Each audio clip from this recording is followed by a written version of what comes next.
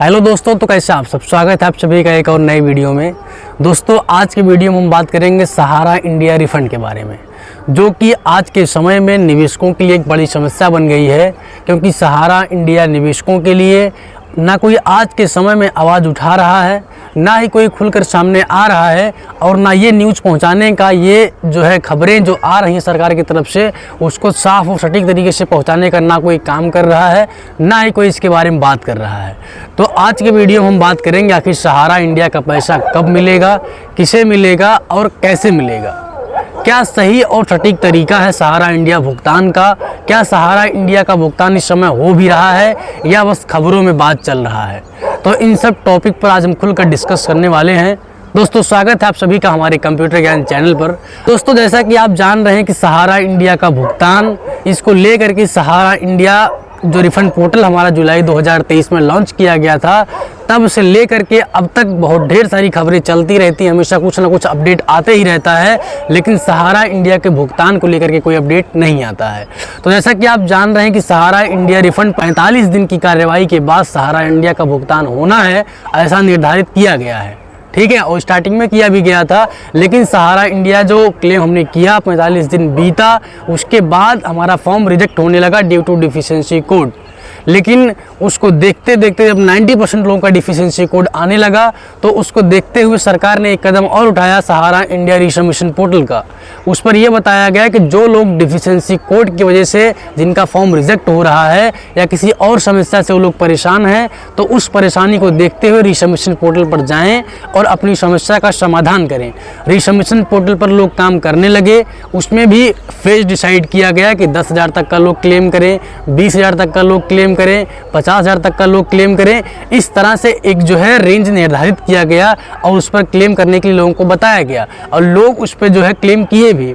लेकिन ऐसे में क्या हुआ कि हमारे सहारा इंडिया के कुछ ऐसे निवेशक हैं जो इतने ज़्यादा जानकार नहीं हैं, शिक्षित नहीं हैं, ना ही डिजिटल दुनिया से परिचित हैं, और ऐसे में उन तक कोई खबरें नहीं पहुंच पाती हैं कि सहारा इंडिया का भुगतान आखिर हो रहा है कि नहीं हो रहा है, और अगर हो रहा है तो क्या प्रोसेस है, क्या हमें रिफंड पोर्टल पर काम करना है, क्या हमें रिसबमिशन पोर्टल पे काम करना है।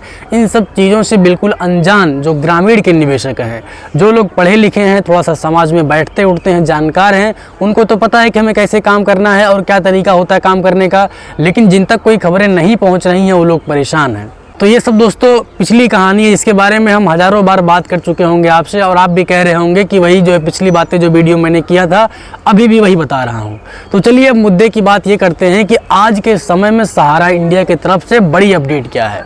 दोस्तों, सहारा इंडिया का इस समय जो लोगों का पैसा फंस रहा है या पैसा मिल रहा है, अगर इन सब के बारे में बात करेंगे तो पैसा जो सहारा इंडिया का भुगतान हो रहा है वो फेज वाइज हो रहा है।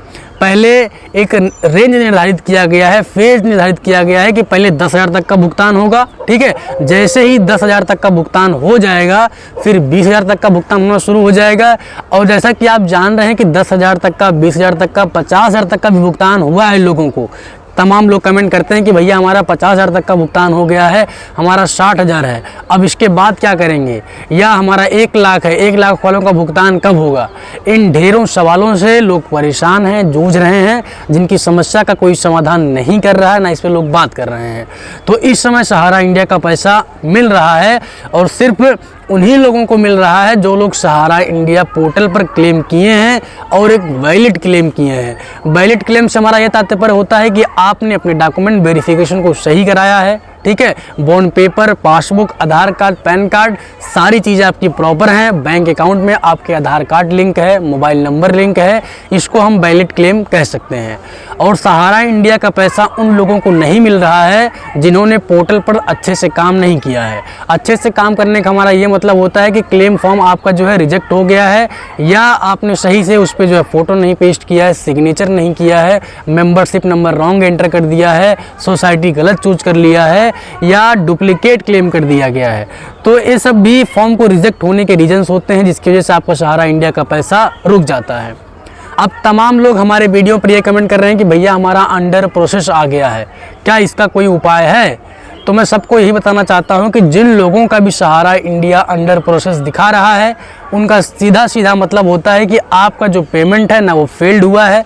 ठीक है ना सक्सेसफुल हुआ है, वो जांच प्रक्रिया के दायरे में है। जैसे ही वो जांच हो जाएगा, अधिकारियों के अधीन है, वो जैसे ही उसमें जांच पड़ताल कंप्लीट हो जाएगा, या तो वो आपका पेमेंट एलिजिबल हो जाएगा या डिफिशिएंसी कोड हो जाएगा।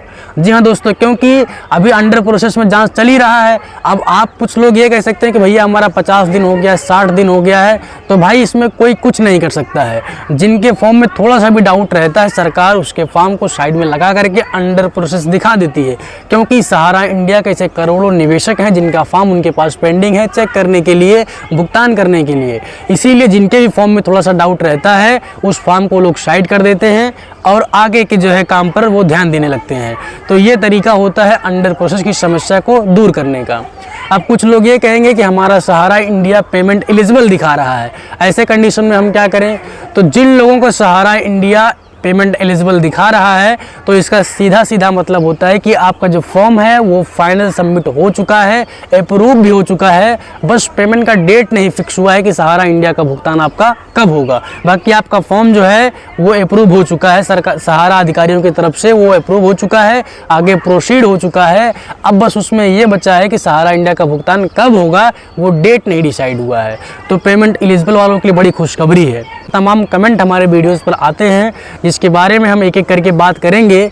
फिलहाल आज की वीडियो हमने बात किया है अंडर प्रोसेस के बारे में, पेमेंट एलिजिबल के बारे में, और सहारा इंडिया का भुगतान किन लोगों को हो रहा है, किन लोगों का भी नहीं हो रहा है। आगे आने वाले वीडियोस में सहारा से जुड़े तमाम टॉपिक पर हम वीडियो बनाने वाले हैं, और जो है तमाम ऐसे गवर्नमेंट पॉलिसीज है जिसके बारे में हम वीडियो में बात करेंगे।